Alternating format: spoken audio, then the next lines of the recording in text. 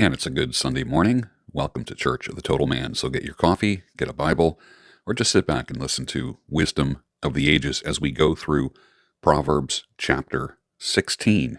We are halfway through the book of Proverbs now.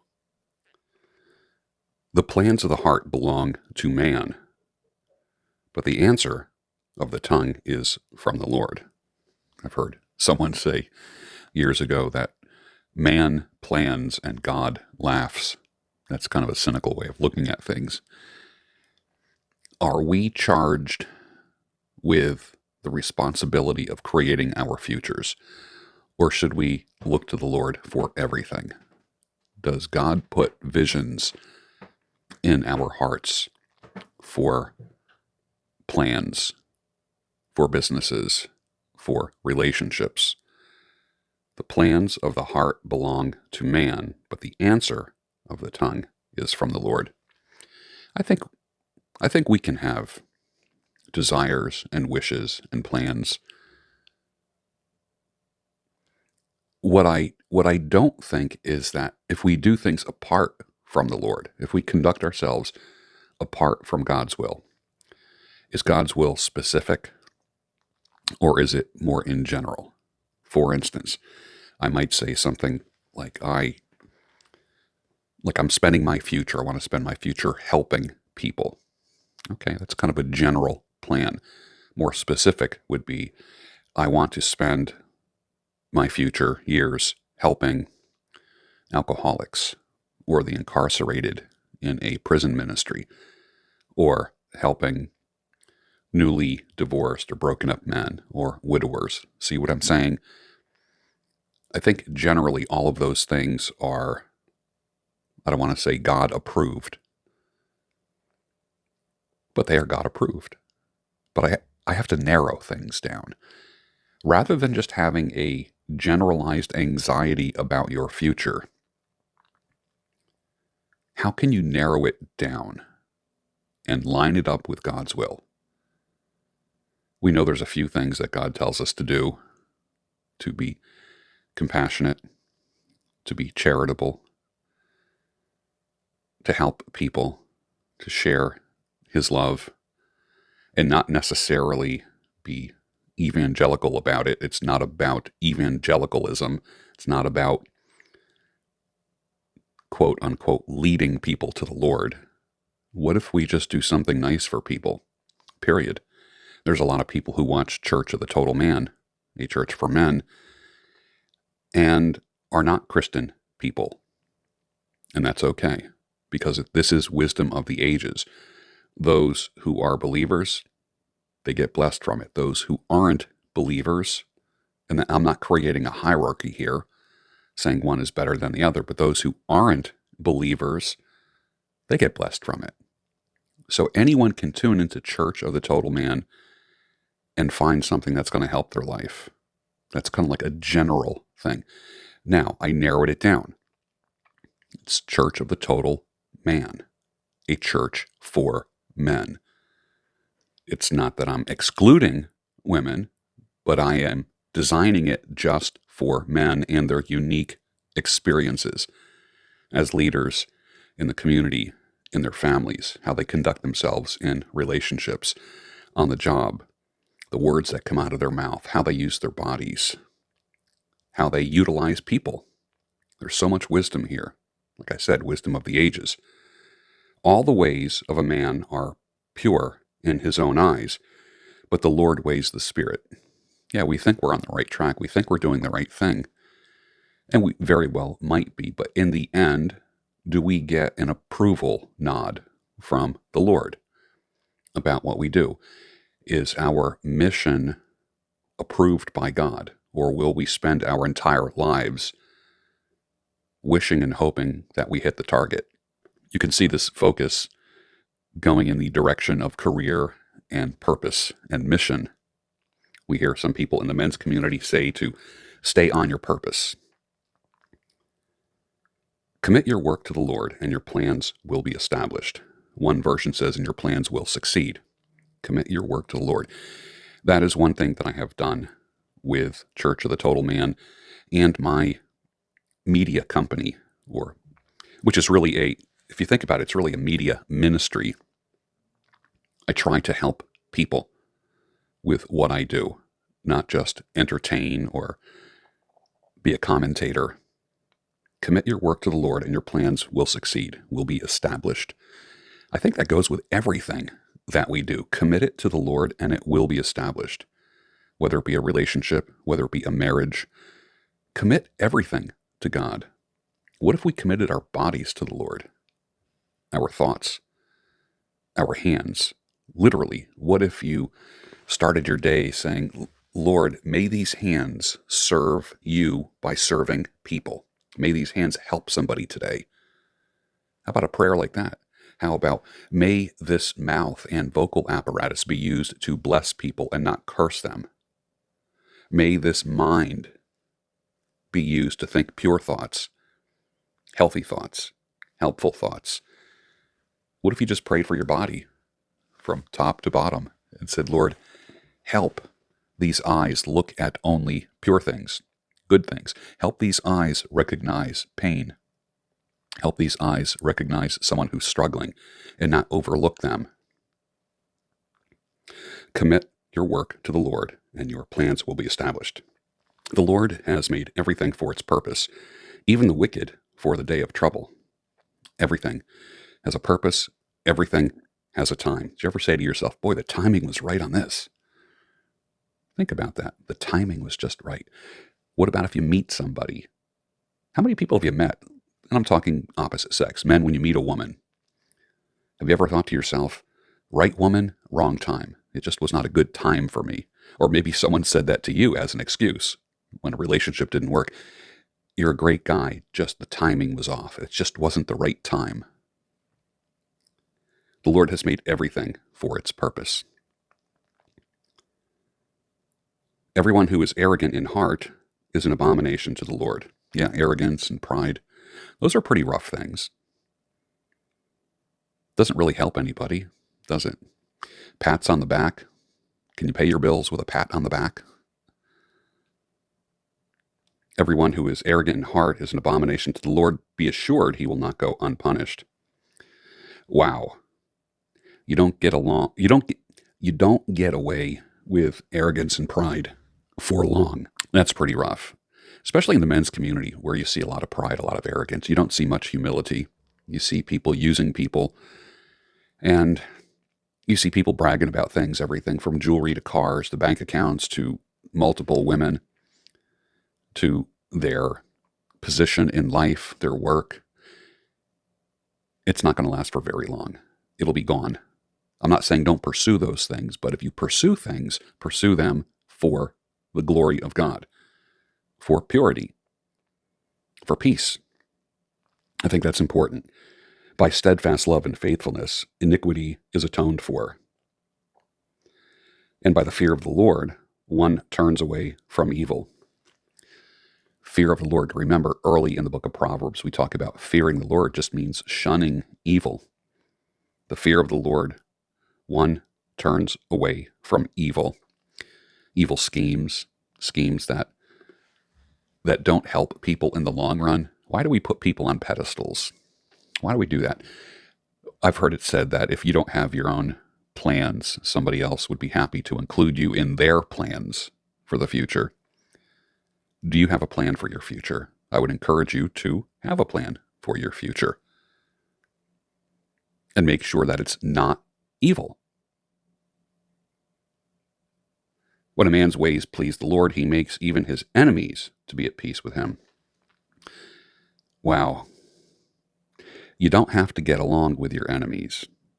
You just have to have peace. You're not going to work together. There's not going to be harmony. There's not going to be hugs and high fives and fist bumps. You just want peace. Remember what I said a couple of weeks ago in a teaching where I said a man settles where he has peace. You can live amongst your enemies and live amongst adversaries. You can exist amongst adversaries and still have peace. How cool is that? When a man's ways please the Lord. Better is a little with righteousness than great revenue with injustice. Men are simple in their needs. I don't want to say men are simple. I have to say with their needs. We are happy with small things. We're happy with just enough of a kitchen to get by, a bedroll, a wood stove, a dog, a rocking chair, a fireplace, and that kind of thing. We're simple. Our needs are simple. It doesn't mean we're simple in our minds. But better is a simple, Spartan life with righteousness than great revenue with injustice. It's not saying don't seek money. It's not saying don't seek wealth and riches, because you can have all that and still be righteous. But it's better to have, if you had a choice of having a little with righteousness or a lot with injustice, it's better to have the little with righteousness. The heart of a man plans his way, but the Lord establishes his steps. Wow. We plan our way, but the Lord establishes our steps. What plans do you have for your future? What if you just said, God, lead me? Help me make this decision. You know how you go to people, counsel, you get counsel from other people. You have advisors. Hey, can I just talk to you for a second? You got a few minutes? I just needed to speak to you about something. Can God use other people to guide you? Like, is a note going to drop down from heaven? Is a billboard going to give you an answer when you're driving down the road? Can God use other people to help guide you? I think so. And that's not always in the positive, affirmative way. Sometimes God closes doors, allows people to close doors, whether it be jobs or relationships. And that's sad, and it hurts, and it stinks. And we question everything in life when certain things end, whether it be businesses or opportunities or people in our lives. And as men, I'm specifically speaking about marriages and relationships, because this is a church for men, and I want to address the issues that men face. That's what's important here at Church of the Total Man. An oracle is on the lips of a king. His mouth does not sin in judgment. An oracle is on the lips of the king. Those who rule over us, those who are elected. Now, of course, there was a monarchy here. This was not an elected king. I've always liked the idea of a God-fearing king to rule. There's something about that I feel is just more godly than elections. Democracy isn't always the best thing. In some cases, it is. But I do believe that a righteous ruler can be better than an elected official. How many times has a candidate who runs for a office win by 1, 2, 3, 4, 5 points? That's all. And then there's the other half of the community that doesn't agree with it. So it seems like with democracy, getting into politics here, which I never want to do on Church of the Total Man, but maybe this will be a first and last time. It seems like with the way that we elect people in the Western world is that half the people will always be disappointed, and that the newly elected whatever ends up serving only their constituents.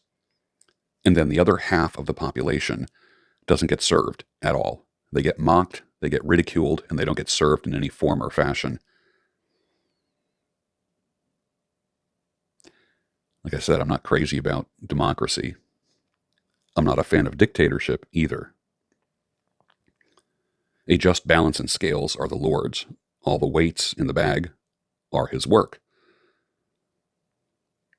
An honest scale, not ripping people off in any way. It is an abomination to kings to do evil, for the throne is established by righteousness. Speaking of a righteous ruler who works for all the people. You're not going to please all the people, but at least try. And I think that's what a righteous ruler does. And that righteous ruler, let's take this, make it a little bit more personal. What if that ruler is the CEO of a company or someone who runs a company? Your purpose is not to please only half the people that work for you. You want to please your customer. You want to keep your employees happy. That's what a righteous ruler does. It's an abomination for kings to do evil, and the throne is established by righteousness. Could be in your family. You don't take a vote on what time kids should go to bed. Everybody goes to bed at 8:30. You're in your bedroom at 8:30. I'm just putting this out there as an example. Okay, you want to stay up later? You have to be in your bedroom. You want to read a book? Great. For a half hour before you go to bed? That's cool. No TVs in the bedrooms. Those were things that I had in my life. Rules that I had in my life. I did not have a TV in my bedroom. The throne is established by righteousness. There has to be a leader. If there's no leader, if there's no righteous ruler, then people make their own decisions, and people don't always make the right decisions. So when you make decisions as a ruler, whether it be a CEO or a father or the leader in a relationship, you have to take everybody into consideration. Righteous lips are a delight of a king, and he loves him who speaks what is right. A king's wrath is a messenger of death, and a wise man will appease it. If you are being chased somehow, legally, it is in your best interest to try to have peace. In the light of a king's face there is life, and his favor is like the clouds that bring the spring rain. In the light of a king's face there is life. Wow. When you see a ruler, when you see someone who you elected, when you see a leader, is there light and life in their face? Do you get hope from them? For instance, when you come to Church of the Total Man, you hear a brief musical introduction. You have me sitting in my reading room here in front of a microphone with headphones on, with my beard, with my coffee in front of me, with a Bible on my lap. Excuse me a second. As a leader, do you see hope in my face? Do you see hope in what you see on the screen right now? Do you feel that there's help that is being distributed here? That's my purpose. If you feel anything else, then I'm sorry for that. But my intention from the moment that I press record is to create life and healing here and give hope. In the light of a king's face, there is life. I hope you receive life from these broadcasts. And his favor is like the clouds that bring the spring rain. Clouds are hope for the future, aren't they? They're a good sign. That means rain is coming. How much better to get wisdom than gold? Isn't that the truth? There's some things that money cannot buy. To get understanding is to be chosen rather than silver. So we want wisdom and understanding. The highway of the upright turns aside from evil. Whoever guards his way preserves his life.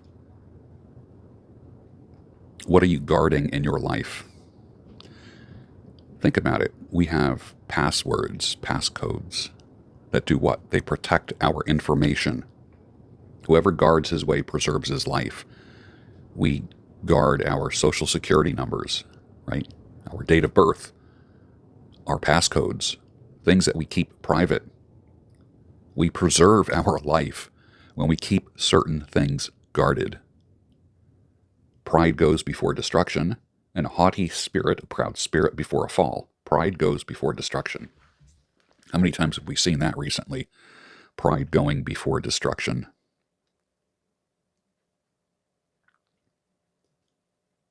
It is better to be of a lowly spirit with the poor than to divide the spoil with the proud. It's not saying to be poor, but it's saying it's better to be poor and have a lowly spirit than to be with proud and rich. It's not saying don't be rich, but if you're going to be rich, keep the humility. Remember where you came from.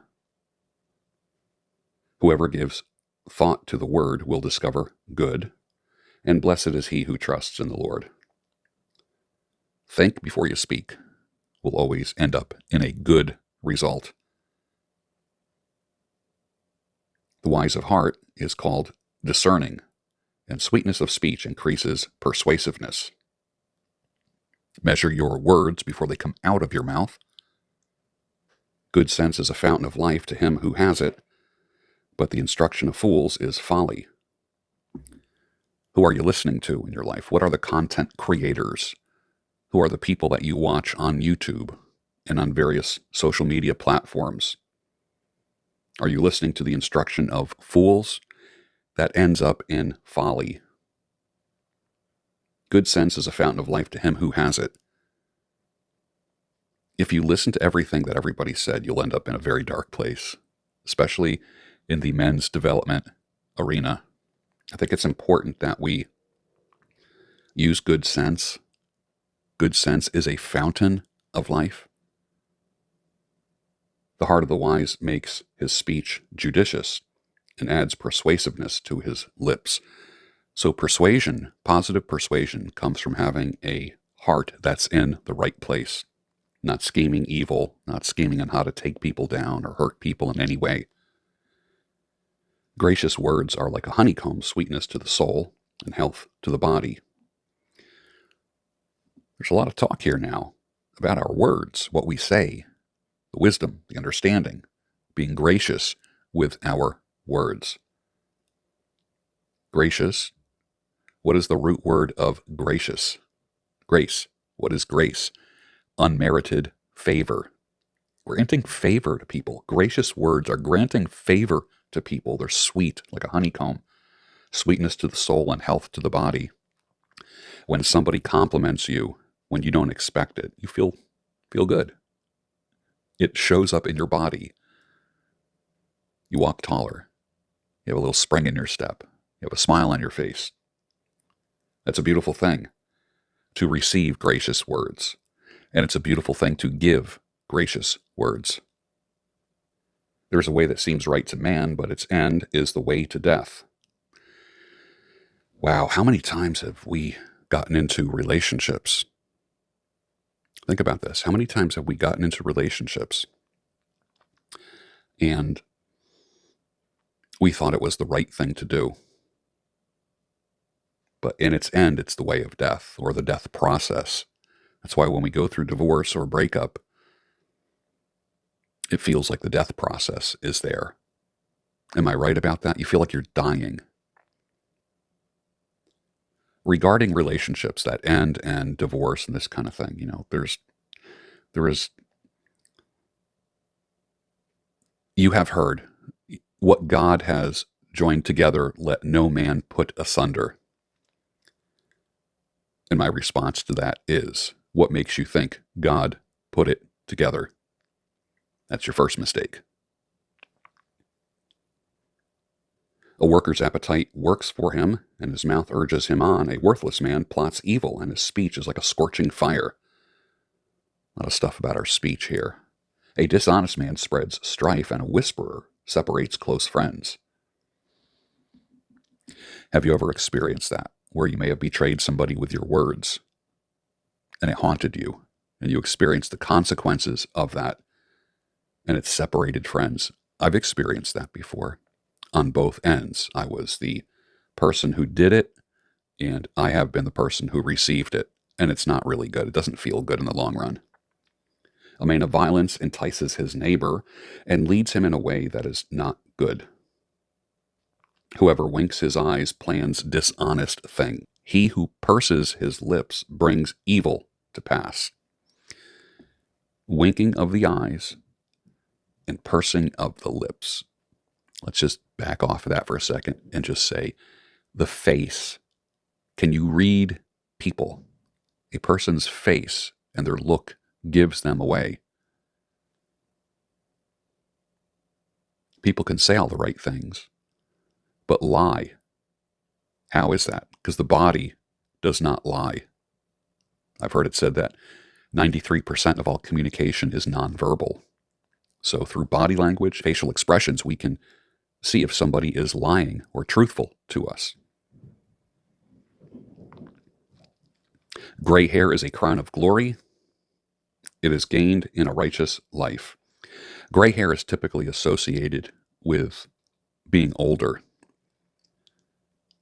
There are young people who are prematurely gray. Is that a crown of glory? I think what it's saying here is that when you've lived a long life and have gray hair, it is a crown of glory.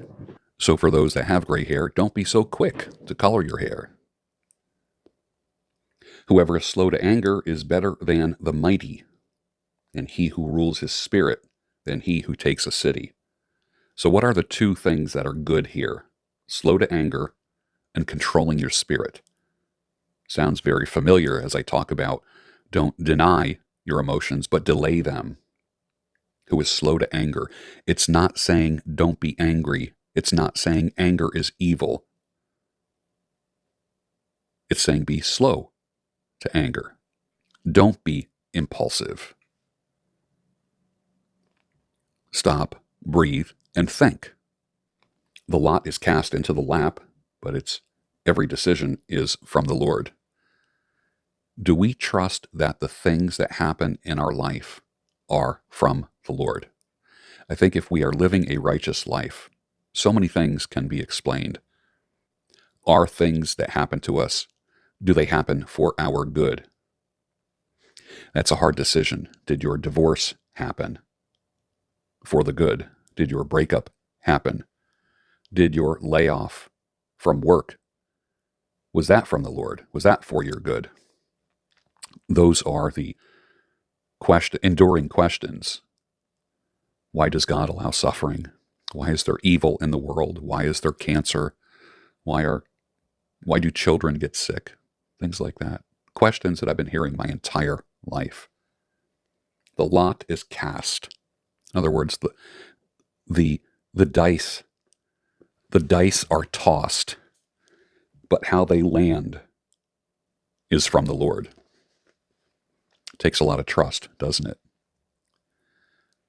It takes a lot of trust in someone who you don't see. I can sit here with a friend on a couch. I can sit here with a girlfriend. I can sit here with a wife. I can see them. I can touch them. I can say, I love you. I can say thank you for whatever they do for me. But we serve a God who is invisible. Sounds crazy to some, even sounds crazy to me. I'm thinking, wait a minute. There's people who say, I have a personal relationship with God. You hear people say, I'm not into religion, I'm into relationship. Relationship with what? With what? Something you can't see? This is where God's Spirit works through people. We know God exists because of what we see happening. The good things, things that can't possibly happen on their own, things that possibly can't be random. When I see a tree bending, I can just assume that there's wind out there. I can't see the wind, but I can see its effects on the tree, on the branches, on the leaves. Can I see God?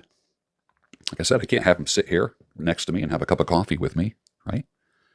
But what I can see is his effects.